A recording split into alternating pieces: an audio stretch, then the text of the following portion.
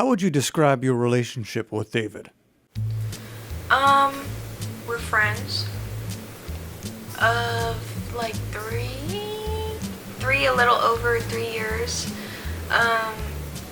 Yeah, basically we hang out sometimes, go eat, we hang out, me, him, Aiden, sometimes Matt. Basically all my friends are kind of friends with each other, so. He's been my good friend, arguably my best friend since 6th grade, I want to say. I met him in 6th grade. Yeah, I've just known him, and we've been really close since. I don't really know him. I talked to him a couple times over text when I was like 15, but I've never met him in person. We're pretty good friends. Yeah, we're like best friends for the most part. Yeah. I met David through another person who I met in freshman year of high school. I didn't actually meet him until sophomore year, where I had a few classes with him.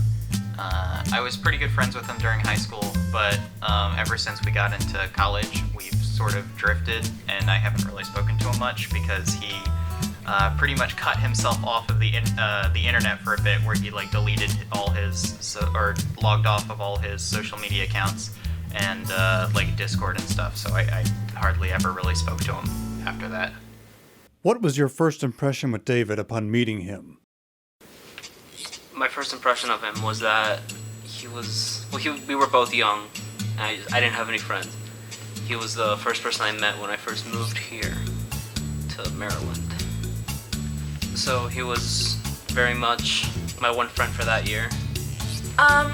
So I first met David because our friends were having a Christmas party, came late, I forget why, but he came with like Red Bulls and stuff and just started chugging them, and we were all just sitting in a circle, and my first impression was that he's really scary because he was talking just really loud, and like he likes to jokingly intimidate people, so he kept going like yeah, so it was hard kind of talking to him because I was like, oh, this dude's a little strong personality-wise. I posted one of those like question things on my Instagram story, and he said something, I don't remember what. I met him in like, I don't know, 2019, 2018. It's pretty cool. There's that one dumpster story. It's pretty alright, yeah. He was like some weird, gnarly dude. So, and that's why we were pretty much destined to be friends. My first impression of David, I kind of thought he was like a Casanova for some reason. I felt like, at least to me, to my high school brain, he looked like the kind of guy that could get like with anybody, and that everybody loved him, and that the ladies would just swoon over. That's just my opinion of him when I first met him. What are some stories about David that other people have told you? So it's not that crazy, but I've heard that David went to Ocean City a year, however long ago, and he thought this girl was hot, so he came and was basically hitting on her really hard, and then her boyfriend came along and got mad, and he just kept doing it, and his friends had to pull him away because he still wouldn't stop. That he lit his pubes on fire. I think like the collaborative story of him pissing in his garbage can in his room until, like, you know, filling it up with piss instead of going to the bathroom. It's pretty good. I remember when Jack Winfield and Nathan Hott, as you do in high school, they got together and drank a little bit. And David had a little bit too much, and I heard that he puked all over their carpet, and Nathan Hott was very upset with him, because after he puked, he just immediately passed out and just laid there for the rest of the night. And I heard that it happened pretty early, so Nathan Hott and Jack were like by themselves for the rest of the time with a passed out puke boy. So was laying, sleeping right beside them on the carpet.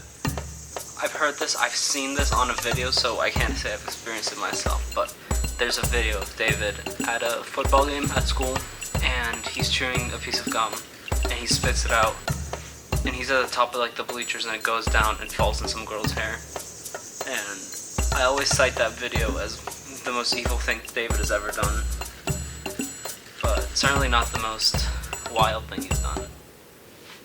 What is a David story you have experienced yourself? So one of many, but so one time, pretty short story, but David and I were driving to buy some alcohol, and before we got there, no, on the way back, we ended up, there's a merge lane, and it's going this way, and David drove into the merge lane, and there were cars coming, and we almost died if he didn't quickly drive out, so that was scary. Yeah, that's the story. We went to a restaurant. It was pretty good because we were just chilling and chatting as we usually do, and the waitress just kept getting pissed at us for like existing. They weren't closed, by the way. They were open till 9. It was 2 p.m. and the waitress slowly got mad at us because we were the only ones in the restaurant. So we were just goofing off, and then we tipped her like 1% or something. Yeah, that's basically it. He has a really big mouth. You sent me a lot of pictures of him, like, and I think I have one still on my phone because his mouth is just so large. It's astounding. I remember it was in my, what was that class called? Contemporary Issues in high school, where David, for whatever reason, David was really into this strange sort of subculture that started in Baltimore, surrounded around the rat population. Baltimore had a very large issue with the amount of rats that they had, so some people in Baltimore took it upon themselves to create the sport rat fishing, where they stood on the top of roofs and used like rancid meat and stuff on fishing hooks to try to attract rats and hook them up as if they were fish, and then they just bludgeoned them to death. It was very bizarre, but David was super into it, and I remember for Contemporary Issues he did a presentation on whether or not rat fishing was a moral practice, and he also talked about like just the origins of rat fishing. It started in some bar or something in Baltimore. It's very bizarre. The most interesting David story I've experienced firsthand would have to be the time we were in, I want to say either 7th or 8th grade, and it was Halloween. We were just hanging out on Halloween, nothing special. And David's front yard, he grabbed a pumpkin and he did a very heinous act towards it. He cut a hole in the pumpkin, and he made love to it. Can you draw David for us? And maybe bring him to life? I'll try.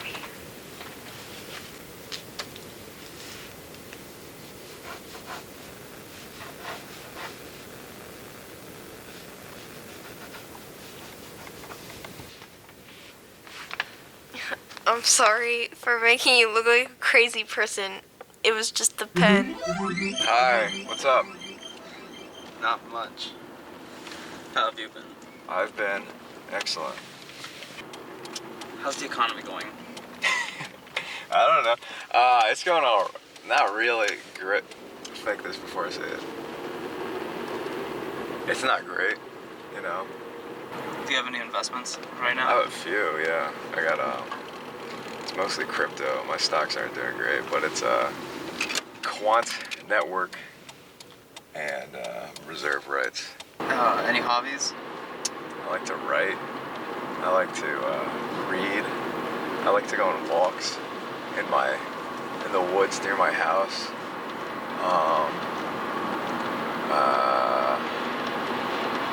That's about it. I think that's really it. So is your sister having a boy or a girl? Boy. Boy. Naming little it Nicholas. Nicholas. Mm-hmm. After me. Not that, actually. Yeah, no, she's naming it Nicholas after her dad. Yeah, which I thought was weird because he's not dead yet. I don't know, usually wait till someone's dead. Yeah. Nick Jr. Yeah, Nick Jr. I don't know. But, yeah, doing February. Yes, I think February. Do you ever have moments where you're thinking about your life? Where you're thinking, fuck, I'm eating right now with like 3 people I just don't want to be eating with. This is like a limited amount of time. Like if you were, or like those where you're on the phone for like 3 hours with customer service trying to get like a return for like $10. Yeah. It's like, dude, I do not have that much time on this planet to be like penny nickel diming people. Oh God, it's not worth it, you know? Good Lord, it's not worth it. What's up here? It's a stadium of sorts. Ooh, those bleachers need to be replaced. Those are in dire condition. They need to be replaced. Can you explain your relationship to bleachers? My relationship. Yeah, my dad owns TJ Distributors, which is a sporting installation company based out of Forest Hill, Maryland. And last summer, I worked on bleachers, demolitions, you know, putting them together, inspecting them, all that sort of thing, in the states of Maryland, Virginia, and the District of Columbia. It was really fun. By really fun, I mean I wanted to kill myself. It's boring.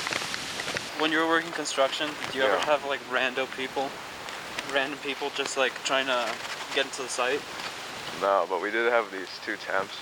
Started fighting over they started fighting over bolts, and that was it. They started fighting over bolts. Like they got in a physical fight, and I had to break it up. It was hilarious. I really have like value of aesthetic memories more so than like, I can't really remember what's said, but I can remember like the images and stuff. Yeah. So yeah, I can't really. Yeah, I don't remember anything involving a pumpkin. Oh, when I had sex with a pumpkin? Is that what you're talking about? Yeah. I had sex with a pumpkin in middle school, is what the filmmaker is insinuating. And by insinuating, I mean stating. So yeah, that was a fond memory too. Definitely the best experience of my life. One that turned me into a man. I like to focus more on me, not in like a narcissistic sense, but like, I mean, there's only so much that you can really do about how people view you. So if you're happy with how you view yourself, then that means more than if people see you as like an idiot or as God or as some fucking thing in between, you know. Do you have any stories you would like to say? Yeah, I had this guy I worked with, and he chain ate candy bars while he was driving a box truck. It was really disgusting to watch someone eat that much sugar and just keep trucking along and smoke menthols. That was kind of gross. That's the only story I can think of. It's not even about me, but it's just a story. I thought it's funny. How many candy bars? Like 15. It's fucking gross, dude. Like king size candy bars. Like this big. Like Snickers, just a very unseemly thing to watch someone eat that much candy. Also made me really jealous, so I immediately went out and got 20 candy bars and I started eating them. Ugh, Michael, you're gonna eat all that? And he was like, yeah. Fuck, I can hear you getting fatter.